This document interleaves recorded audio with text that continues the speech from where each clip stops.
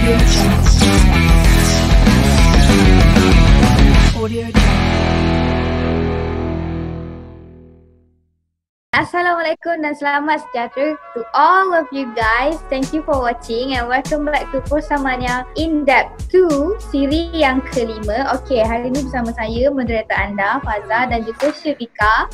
Hai. Okay, hari ni tajuk kita ataupun topik kita adalah animasi bersama dengan saya. Seorang ni jejaka tampan dan seorang lagi wanita pujaan hati lah. Okay, bersama Amar dengan Amalia. Hai. Hai. So, okay Amar, first lah. Amar dululah. Introduce yourself.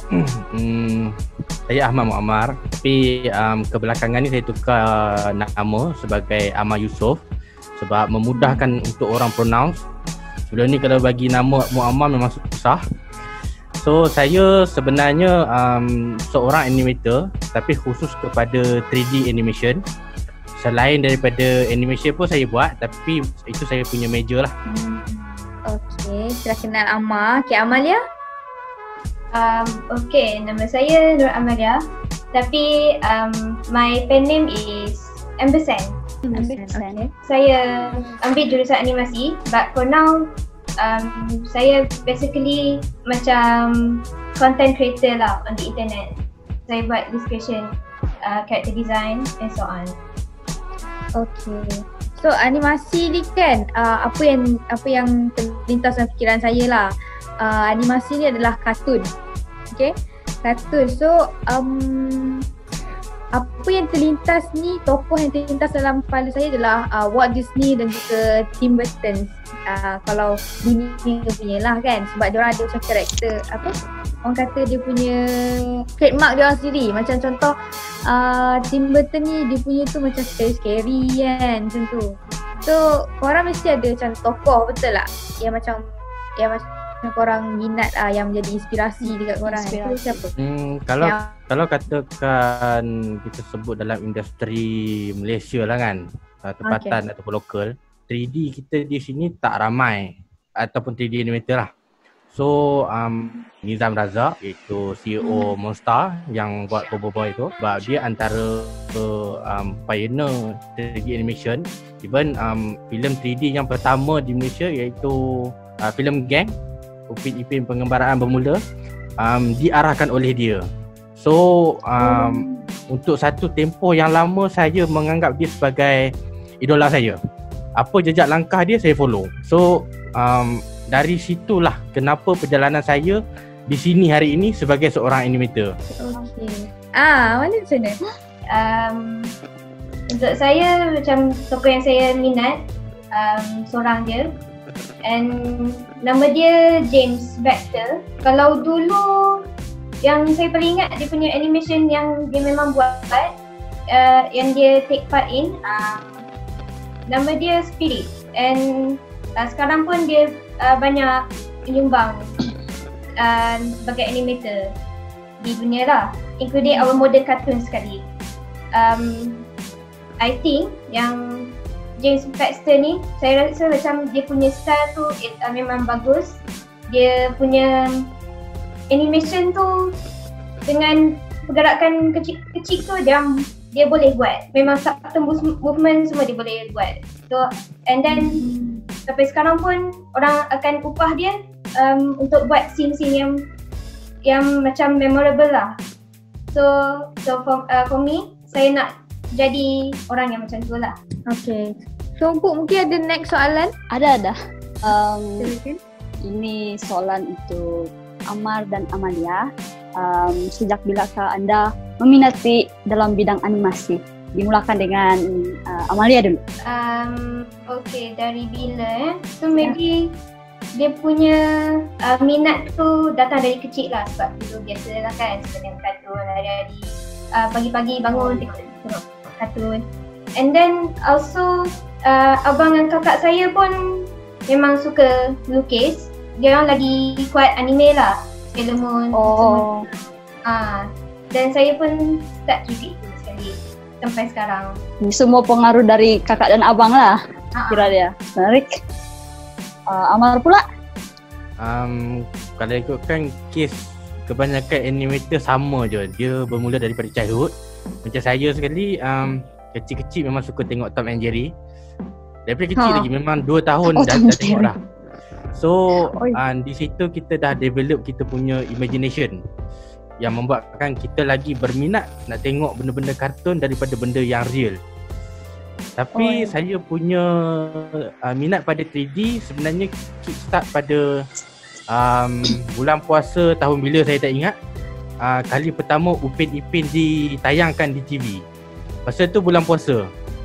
Saya rasa dalam darjah 3 something macam tu. So bila first time kita tengok 3D punya animation, kita akan rasa wow. Sebab sebelum tu di Malaysia memang tak banyak. Kalau ada pun dia bukanlah satu video yang panjang. Dia mungkin sekadar sekejap-sekejap je. Kita dah biasa macam Sang Kancil, Putih yang lebih pada 2D animation. Tapi Upin Ipin first time try masa tu 3D animation dan ditayangkan di TV untuk try dengan audience dulu. So pada masa tu saya memang minat. Dia ada dimension dia ada curve dia berbanding karakter 2D yang flat di atas kertas. So kita tak berapa nampak sangat. That's why saya punya 3D animation start di situ. Tapi kalau nak kata animation daripada kecil. So belajar tu dari mana? Macam takkan tiba-tiba dah dapat super power kan? Takkan lah kan? So dari mana belajar benda-benda tu? Pada masa kita minat ni normally kita akan cari cara ataupun kita sebut sebagai inisiatif lah. Kalau macam mana susah sekali pun kita akan nak buat benda tu. So untuk 2D animation saya tak approach langsung. Which mean saya tak suka melukis. Benda yang agak tabu lah ataupun sensitif untuk digelar sebagai animator. Tapi disebabkan saya minat 3D pada masa yang saya sebut tadi tu, lebih kurang umur saya dalam 13 ke 14 tahun. Biasalah kan kita remaja, kita minat gaming. So kita mula curious macam mana orang buat game ni. Nak try lah. So dari situ kita follow tutorial demi tutorial. Kita ikut step by step. Kita kaji kalau nak belajar buat game, ke manakah haluan kita, di mana kita nak cari ilmu tu. Tapi itu pada dasarnya lah. Bila saya dah cuba belajar, dah try eksperimen dengan animation, dah try buat 1-2 benda yang bergerak, kita minat, kita punya minat tu dah mula berubah. Sampai bila nak main game? Takkanlah sampai dewasa kita pun masih minat nak buat benda tu kan. So dalam masa yang sama kita sedar aku ni pun suka tengok filem juga. That's why kita punya minat pada animation tadi tu transform daripada games pergi ke filem. Jadilah 3D animation punya minat.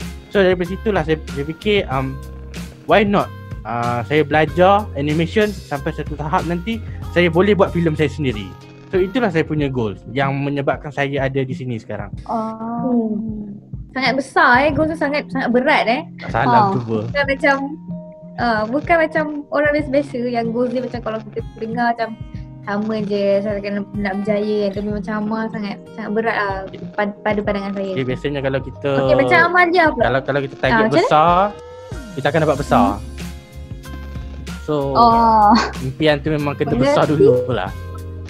Okay. So Amalia macam mana? Ada dapatkan macam mana orang kata pembelajaran tu macam mana? Adakah sendiri ke, belajar kat YouTube ke?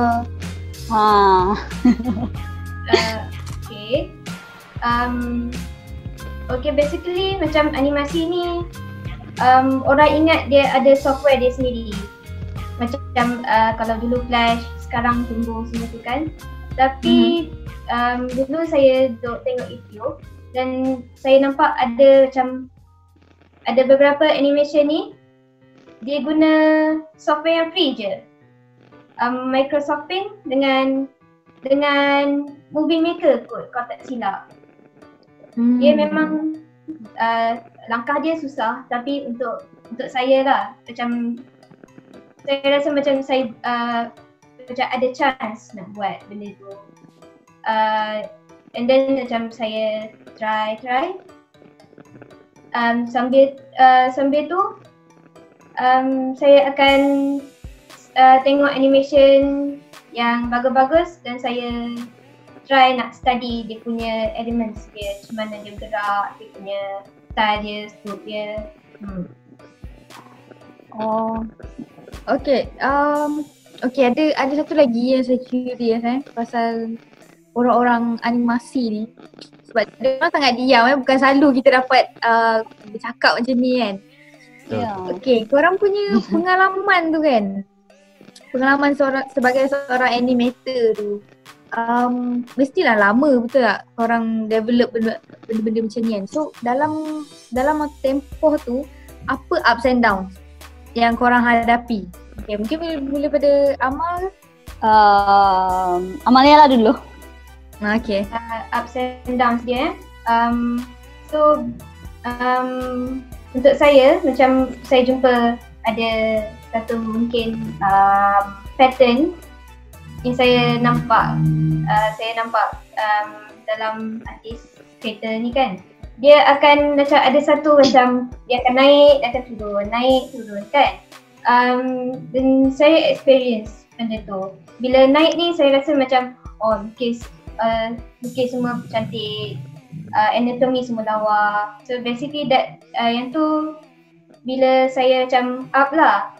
And then untuk bila kadang-kadang tu saya akan rasa macam art block. Semua saya lukis macam buruk gila. Tapi yang tu saya guna masa yang saya upload tu untuk eksperimen dengan art style saya, dan saya pun akan try buat banyak study. So basically saya akan try untuk cope lah. Sebab So, benda ni jadikan- memang biasa. Yang negatif tu kita developkan dia jadi positif lah. Nice. Amal macam mana? Kalau ikut pengalaman saya lah kan, memandangkan saya 3D punya orang, normally kita punya isu ni lebih kepada technical difficulties berbanding daripada kita sendiri. Macam Amelia kata tadi, arts block ataupun creative block, bila kita tak ada idea ke, kita nak buat tapi kita tak ada idea, so kita tak tahu apa yang kita boleh practice. Itu normally berlaku dari dalam diri kita. Tapi macam 3D, kadang-kadang walaupun kita ada idea, kita ada passion, kita ada semangat, kita nak buat something dan kita sudah pun get ready, tapi kita faham animation adalah benda yang sangat complicated dari segi technical dan juga time consuming.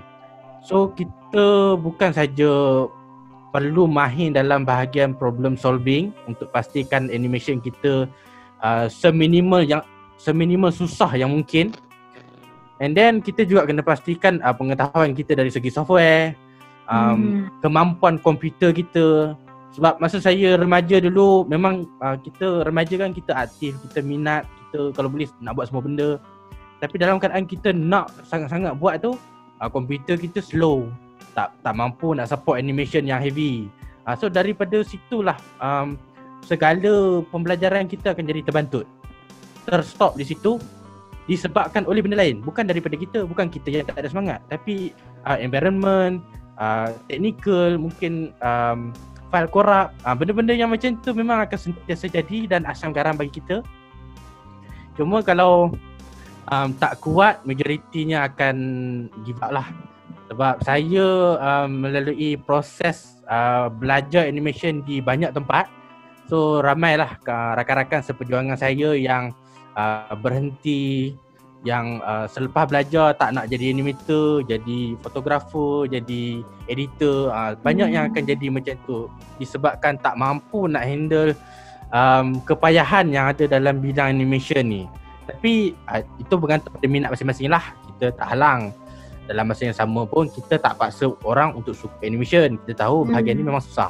Okay, so far ada tak karya lengkap yang dah dihasilkan? Amalia, ada tak? Mesti banyak kan?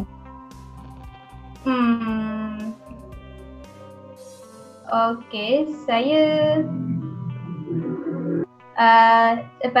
lepas saya macam gila animasi waktu sekolah rendah, macam waktu kecil-kecil tu, Lepas tu macam mungkin saya burn out ke apa ke, macam mungkin software yang saya ada tak ikut, tak bagi macam saya puas buat animasi tu. Saya move on ke illustration lah. Sebab saya macam lagi ada lagi minat animasi tu. Saya lebihkan saya punya drawing kepada character design, character design and concept art lah. Amar, apa karya lengkap yang pernah dihasilkan? Saya tak produce animation, tapi saya masih terlibat dengan 3D bila saya buat model, saya buat karakter, saya buat background, saya buat benda-benda yang macam tu lah. So selain 3D, saya buat juga 2D animation, tapi mostly saya terong di 3D dan design sahaja. 2D animation saya agak lemah sikit disebabkan faktor saya kena melukis. So untuk orang yang macam saya itu agak kelemahan lah ataupun kekurangan saya sendiri. So saya ingin tahu juga apa perbezaan animasi dekat Malaysia dan luar negara. Boleh bagi tahu apa yang kamu tahu tentang animasi luar negara dan Malaysia?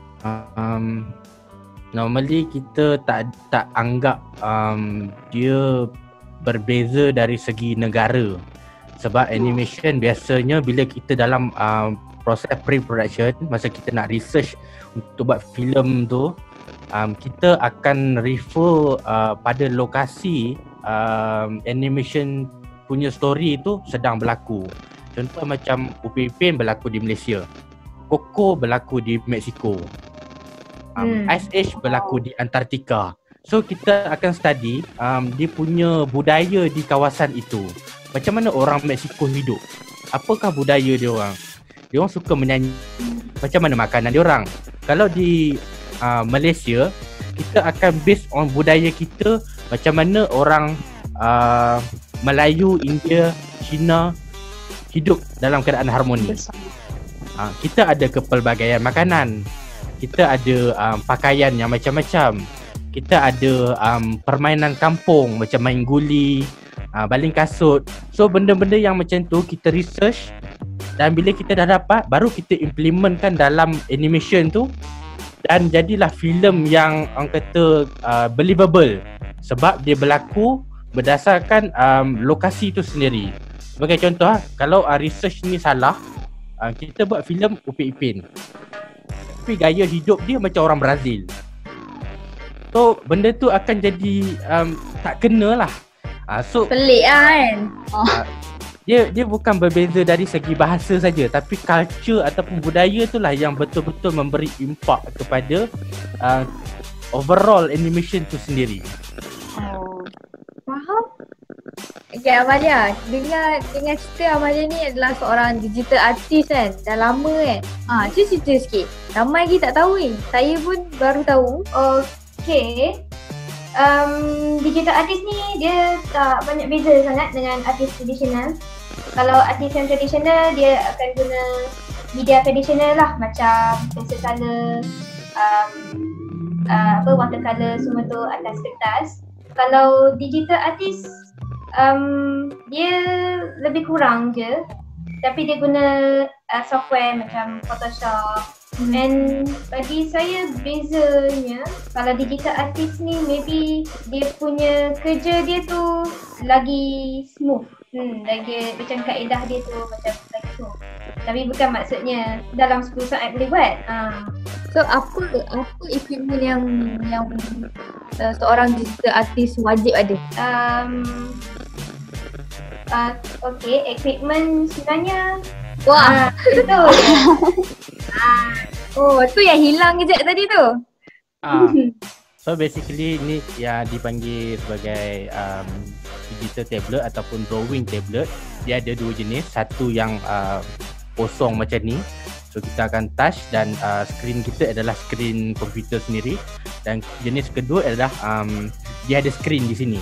So kita lukis directly. Dan material yang kita guna macam ni lah, pen dia ataupun kita panggil sebagai stylus. Sama tak? Wow, okay. Sama tak dia punya feel tu kita tulis biasa dengan melukis atas tu, dengan melukis atas kertas? Kalau pendapat saya, stylus ni dia licin.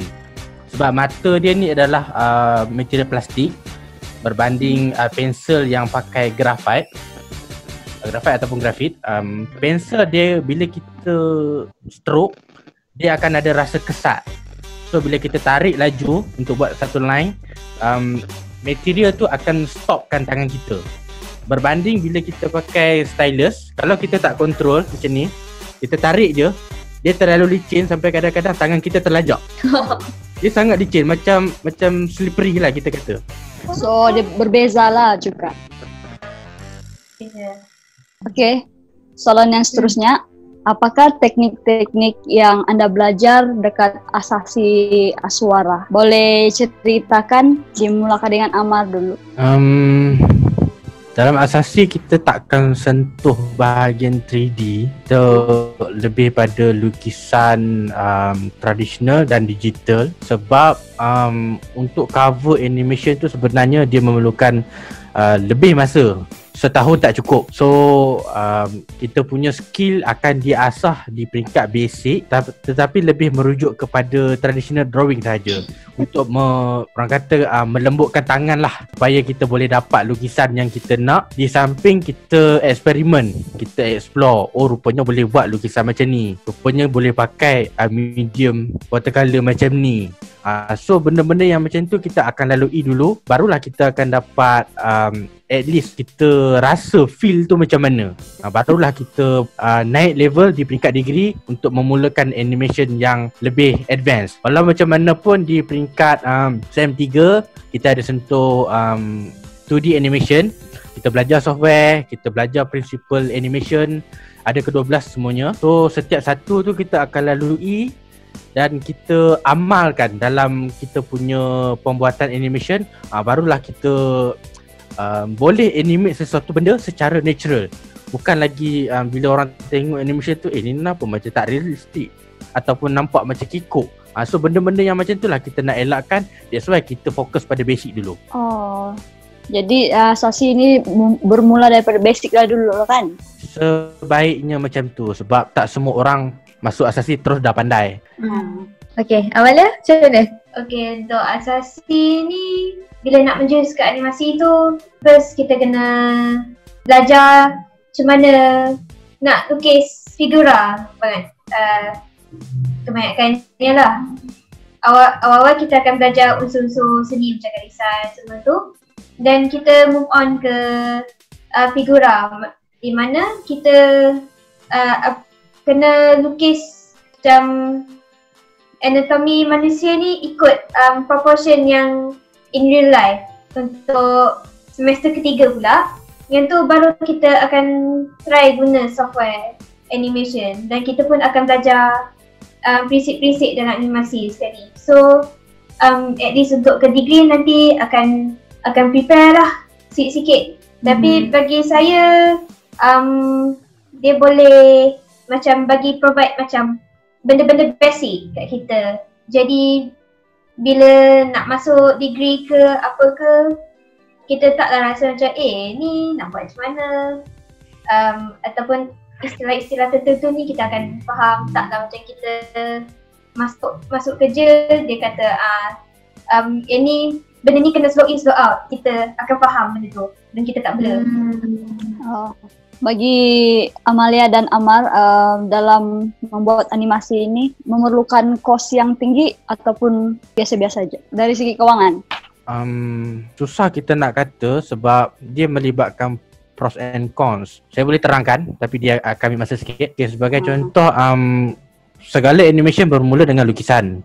So lukisan pula terbahagi kepada dua, iaitu tradisional dengan digital. Okey, katakanlah saya seorang animator tradisional yang menggunakan konsep kertas dan medium seperti pensel, pen, oil painting ataupun akrilik, benda-benda macam tu. Saya nak buat satu animation Tetapi saya beli benda yang macam tu sebenarnya taklah semahal tablet untuk melukis. Betul, pensel berapa ringgit sangat kan.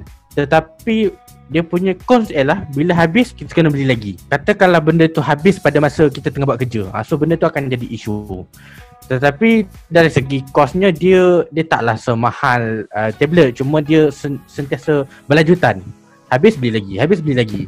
Berbanding kalau kita approach cara digital macam ni, kita terpaksa keluar duit secara lamsam. Katakanlah benda ni 300,000 ke 10,000 ke, so nak bayar cash tu memang sakit. Tetapi sekali kita dah beli benda ni, lukisan kita selepas tu unlimited. Kita boleh lukis banyak mana yang kita nak. So dari segi kosnya saya boleh kata sama je sebenarnya. Duit keluar tu tetap banyak sebab benda yang kita buat ni memerlukan kita membeli sesuatu. Walaupun hobi yang macam ni taklah semahal macam hobi fotografi, hobi muzik, nak kena beli equipment mahal-mahal. Tetapi ni dari segi benda yang minority, yang ada choice. Maksudnya kita boleh pilih kita nak traditional ke kita nak digital. Tapi benda yang kita tak ada choice, macam nak buat animation, at least mesti kena ada laptop, ada komputer. So untuk workflow biasanya memerlukan spek yang sangat tinggi dan kosnya yang keluar di situ sangat banyak. Sebagai contoh, PC saya pun dibina secara custom lebih kurang RM3,000 habis. So kalau laptop mungkin around situ ataupun lebih mahal, bergantung kepada keperluan animator tu sendiri. Jadi kalau campur-campur tu untuk entry level pun at least ribu-ribu lah juga. Susah lah nak main ratus-ratus, melainkan kalau kita guna software dari segi handphone, lepas tu beli stylus yang untuk handphone punya, di situ mungkin boleh cut cost. Tapi tetap kena beli something. Faham? Okay, kalau macam episod yang lepas kan, Hazim ada cakap yang lukisan tu melambangkan ataupun berkait juga dengan emosi. So animasi ni macam mana? Sama juga ke? Ataupun Dia ada berbeza sikit. tak ada kaitan pun? Dia ada, sebab untuk membezakan lukisan dengan animasi, lukisan majoritinya dia ialah statik lah. Dia tak bergerak. Berbanding animasi ialah something in motion. Dia mesti ada pergerakan. So kalau lukisan biasanya dia digambarkan emotion tu dalam posing ataupun suasana yang ada dalam lukisan tu. Berbanding animation, kita letak dalam emosi ataupun mood di dalam pergerakan tu sendiri. So kalau orang yang excited, dia akan berjalan laju. Kalau orang yang tengah sedih, dia mungkin jalan slow sikit, tangan dia pun ke bawah. So kita punya emotion kita terapkan di situ. Sebab ini sekadar pendapat saya, animator juga adalah seorang pelakon. Kita gemar melakonkan sesuatu, lagi-lagi kalau benda tu yang silly ataupun benda yang kita tak nak orang tengok sebab agak buruk kan, agak hodoh ke apa ke. Tetapi kita nak jadi diri kita. Beza animator dan pelakon teater ialah kita tak nak duduk di depan. Sebaliknya, kita mewakilkan diri kita di dalam watak tu, and then watak tu dah pergi melakonkan apa yang kita imagine tadi. Faham? Ada dulu sebelum PKP ni kan. Okay, kita semua ada tengok lah yang hasil yang Amar buat, yang mana dialog harian biasa tu disampaikan dalam bentuk wayang kulit. So masa tu first time saya tengok tu macam wah, macam tu lah. Sebab macam hebat lah, bagi saya sangat hebat. So yang tu, artwork yang tu berapa lama Amar hasilkan? Normally kalau kita sebut pasal proses, dia mesti ada segmen yang kita panggil sebagai pre-production, production dan post-pro kan. So kalau animation ni apply pada semula, bagi saya time consuming punya proses ni berlaku di pre-production, iaitu kita punya preparation dan persediaan nak buat animation tu. Sebagai contoh, kita kena ada karakter dulu, kita kena ada background dulu. So nak menghasilkan karakter, nak kena lukis dulu, nak kena trace. So benda-benda yang macam tu yang sebenarnya time consuming. Bila kita dah ada karakter, kita dah ada background apa semua, baru kita proceed ke production. Kita nak buat animation tu sebenarnya sekejap je, sebab material semua dah ada. So berbalik pada wayang kulit tadi tu, sebenarnya kalau saya kata secara persennya, 60% ada pada pembuatan karakter tu. Sebab dia punya tangan semua individual, nak bergerak asing. Dan sebenarnya draft lukisan tu, dia punya bentuk, shape apa semua, saya refer dengan Hazim. Sebab Hazim lebih familiar dengan lukisan 2D. So saya just bagi tahu saya nak wayang kulit ini menyerupai saya dan partner saya ketika itu, Aiman. So macam mana konsepnya bila dia bertukar menjadi wayang kulit tetapi mengekalkan saya punya sifat spek mata, rambut, kain pelekat, benda-benda yang macam tu. So bila kita dah habis proses karakter ni, kita dah ada material dia, barulah kita masuk dalam software dan kita gerakkan dia punya tangan, kepala, dia punya mulut, matching dengan kita punya audio, dengan kita punya timing. Total sekali saya boleh kata dalam 2 hari, tetapi menggunakan laptop yang agak slow. So saya boleh katakan sekiranya adanya laptop yang lebih laju pada ketika itu, maka dia boleh disiapkan dalam masa kurang sehari sebenarnya. Selain daripada bakat menghasilkan animasi, apa lagi bakat yang tersembunyi yang ada pada Amar dan Amalia? Boleh kongsikan kepada kami? Dimulakan dengan Amalia lah. Okay, bakat tersembunyi saya selain animasi, saya taklah nak kata macam bakat kan, tapi saya try dalam penulisan lah lebih kurang, sebab animasi dia perlu ada cerita. So basically saya pun kena pandai bercerita kak. So jadi saya consider bakat saya tu dalam ada sikit dalam storytelling sekali. Amar? Kalau saya senang saya katakan saya sentuh semua jenis seni. Saya suka explore. Tetapi kebanyakan yang saya explore ni biasanya bukanlah sampai di tahap expert. Saya just sentuh supaya saya tahu dia punya basic. Ini saya faham, oh section seni macam ni, begini dia punya feel. Tetapi yang saya betul-betul major sama ada animation saya sebagai main dan muzik sebagai secondary. Tapi muzik sekadar hobi saya je. Saya tak anggap dia sebagai career. So apa alat yang Amar pandai main tu? Saya punya instrumen major ialah gitar elektrik, gitar moden lah khususnya. Saya punya minor, saya main drum, saya main flute, saya main violin, saya main harmonika. Tapi yang minor tu kebanyakannya macam saya kata tadi, saya sentuh sikit saja. Saya tak main sampai betul-betul proper lah. Just nak rasa, oh kalau main drum, oh macam ni feel dia. Mencuba semua bagus lah, bagus. Ini yang kita mahukan. So kita beralih ke soalan-soalan dari alam maya gitu. Okay, soalan pertama berbunyi begini. Ini dari Canon. What is the hardest thing to do in animation? Okay. Apa dia? Amalia? Okay. In my opinion, the hardest thing adalah ada satu part ni bila untuk animasi 2D lah. Ada satu part ni bila kita kena letak lagi banyak frame atau gambar dari di antara dua pose. So macam nak bagi dia gerak semua kan, kita kena letak lagi gambar macam antara dari one pose tu ke another.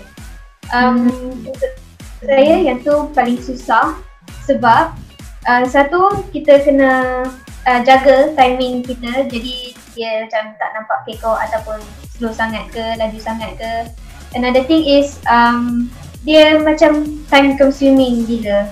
Bila nak buat tu kita kena test banyak kali, kita tenung betul-betul rasa elok ke tak, lepas tu kita tambah lagi, lepas tu kita tengok lagi elok betul dah okey ke tak pergerakan dia. Jadi kalau macam orang yang tak macam mungkin tak berapa suka sangat concentrate benda macam ni, dia mungkin akan lambat sikit lah nak buat. Tak sabar lah. Kita nak tengok final produk dia tapi slownya. Wow. Okay, bagi Amar pula macam mana? Apa yang paling mencabar sekali?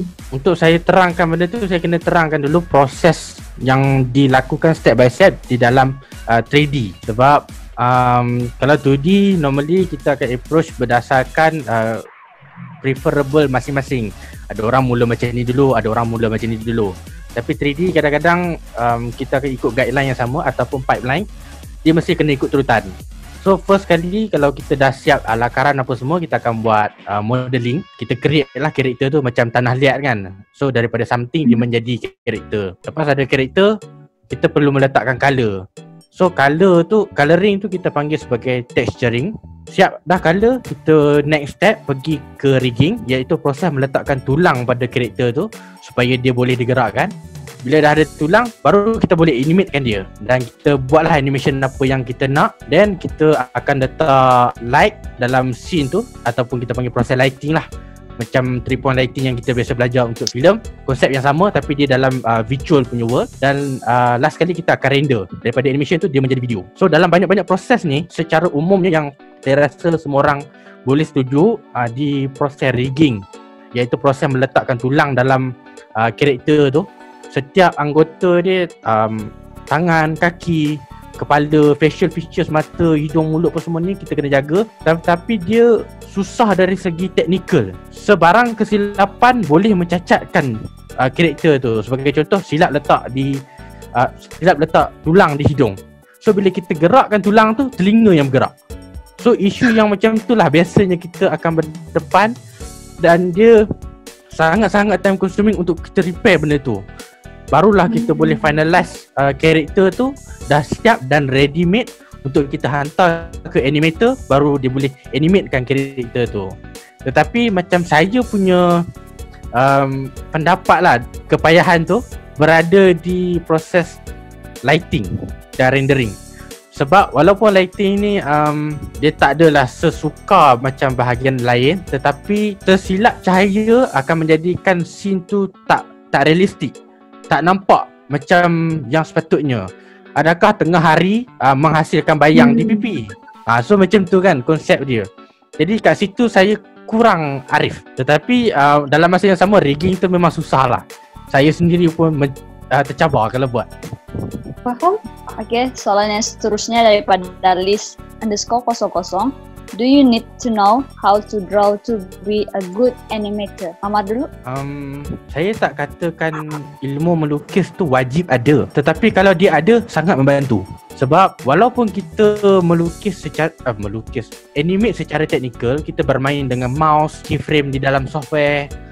Tetapi kalaulah kita boleh melakukan preparation dulu. Sebagai contoh, kita ambil sketchbook, kita ambil pensel, kita lukis dulu macam manakah motion yang akan dihasilkan nanti. So bila kita dah dapat draft ataupun kita punya test, uji kaji dulu, adakah cara macam ni berkesan. Mungkin dia tak sesuai bergerak macam ni, mungkin dia sesuai bergerak macam ni. So benda macam tu kita eksperimen dulu di atas kertas. Bila kita dah puas hati, finalize, barulah kita bawa pergi ke software dan kita just duplicate balik motion dalam komputer tu berdasarkan apa yang kita lukis tadi dan adjust sekiranya perlu sahaja. So dia akan menjimatkan masa yang banyak. Sebab kalau kita tak lukis dulu terus pergi animate dekat komputer, dia akan ada proses trial and error. Kita try dulu animate, tak jadi, tukar, buat baru, buat semula. So banyak masa yang terbazir kat situ. Dan macam yang kita tahu, proses animation sebenarnya mengambil masa berhari-hari. So takkan kita nak bazirkan masa 3 hari macam tu je.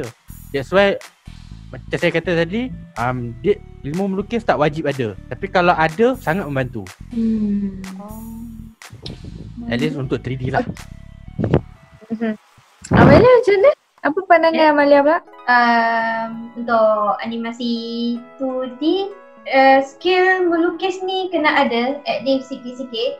Lagi elok kalau kita tahu macam anatomi satu benda makhluk ni. Macam contoh macam manusia lah, dia punya tangan, dia gerak macam mana. Tak boleh lah kalau dia nak jari dia nak bengkok ke belakang kan. Tak boleh lah kan.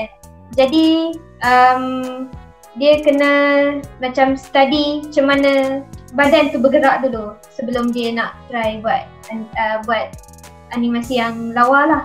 Tapi yang tu untuk 2D lah. Kalau 3D Amar lagi expert kan. Tapi saya nak menambahkan sikit lah. Biasa orang agak confuse lukisan dengan pengetahuan teori. Macam yang Amalia sebut tadi kan, berkaitan anatomi tu, itu wajib dimiliki. Sebab kita tak nak animate ataupun buat sesuatu berdasarkan imajinasi kita yang kita rasa dia macam ni rupa dia. Sedangkan yang sebetulnya bukan macam tu. Sebagai contoh, kalau kita study anatomi, dia akan ada cabang yang kita sebut sebagai proportion. Proportion study dalam perkara yang melibatkan manusia sangat penting. Dalam haiwan ada, dalam objek ada. Tapi saya nak cuba demokan sikit untuk orang tahu macam mana konsep proportion tu. Sebagai contoh, di sini ada tangan saya. So kalau kita nak melukis tangan ataupun kita nak animate tangan, kita mesti kena faham sifat-sifat yang ada di tangan. Sebagai contoh, kalau kita tak tahu sifat-sifat tangan ni, kita lukis tangan takkan pernah menjadi. That's why majority orang lukis tangan terus nampak cacat, nampak tak cantik. Pengetahuan yang saya masukkan tadi tu, yang berkaitan proportion tu adalah konsep macam ni. Ini adalah jarak seluruh tangan saya, tapak tangan saya kan. Tapi macam mana saya nak tahu panjang tapak tangan saya? So kita ambil panjang jari tengah ni dan kita doublekan dia. Kita akan dapat seluruh tapak tangan tu. And then ibu jari kita, dia mesti akan habis dekat line sini. Line ruas kita ni. Dia takkan pendek macam ni, dia takkan terlebih macam ni. Melainkan dia bangsa yang lain. Contoh macam kita adalah study bahagian Caucasian, macam mana orang putih punya sifat. Dia orang lebih tinggi, orang Asia dia lebih pendek sikit. Tapi ini adalah pengetahuan am yang sepatutnya dimiliki oleh animator. Samalah macam jari telunjuk, dia sama panjang dengan jari manis. Nampak tak? So bila kita nak lukis, nak tengok juga. So bila kita lukis, kita buat je jari tengah dulu. Jadi kita dah ada ni, kita tahu panjang tapak tangan kita banyak mana. Bila dah ada ni, bila dah ada seluruh ni, kita tahu ibu jari kita akan habis dekat mana. Semua tu dia berkait. Dan macam ni, kita lukis dulu jari telunjuk, kita tahu panjang jari manis macam mana. So dia sama je. Benda-benda yang macam ni, dia ada di seluruh anggota badan kita, termasuklah mata, hidung, telinga. Macam mana kita nak detect.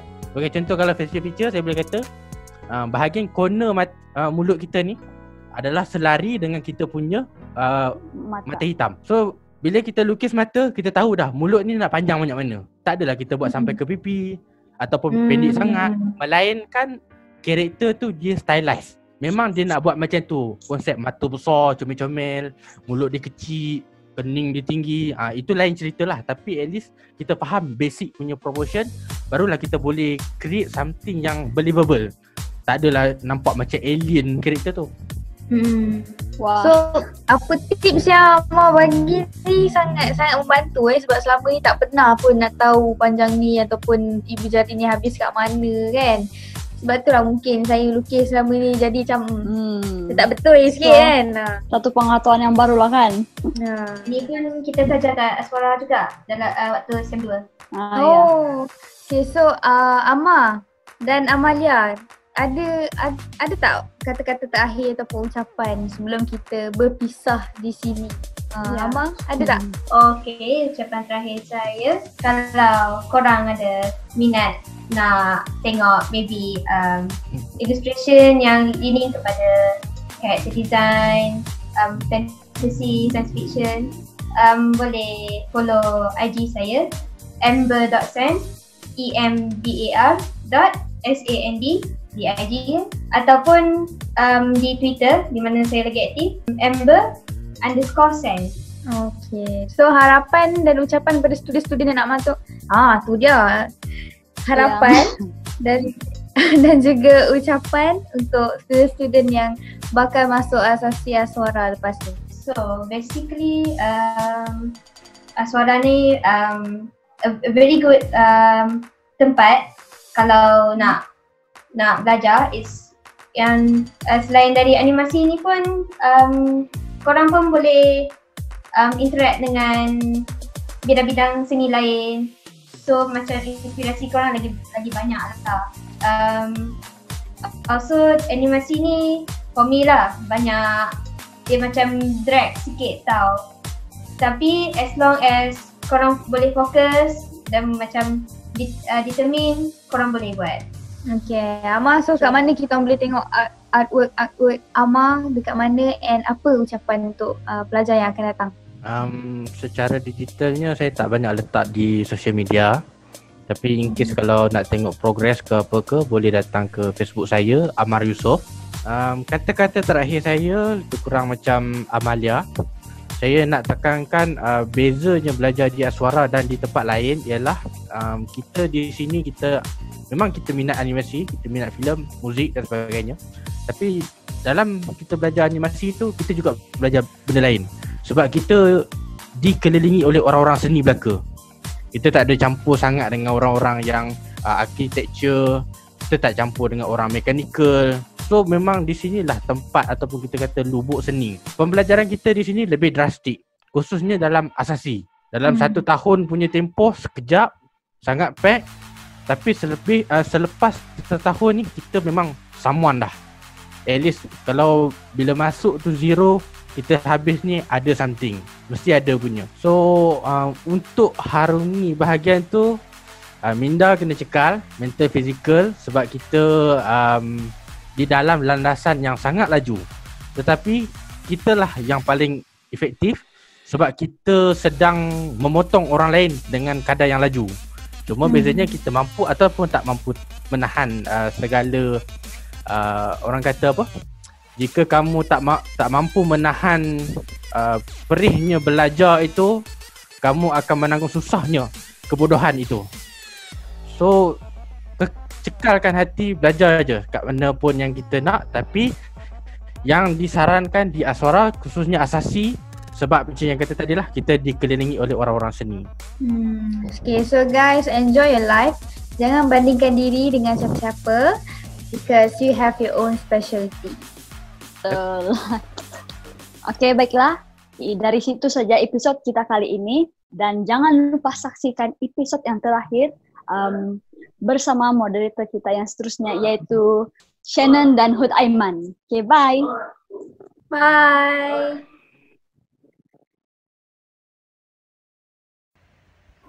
Lah, bising lah kau ni. Kau tak ada kerja lain ke? Cakap. Bakpo masuk dalam dunia ambo ni. Ha, ni siapa pula? Ini tempat ambo. Mu tu siapa nak tanya ke aku? Oh, kau belagak ya? Kau tunggu.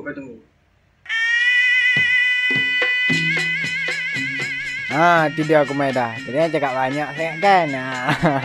Mu jangan nak lawannya aku. Aku pedih mu suti nanti.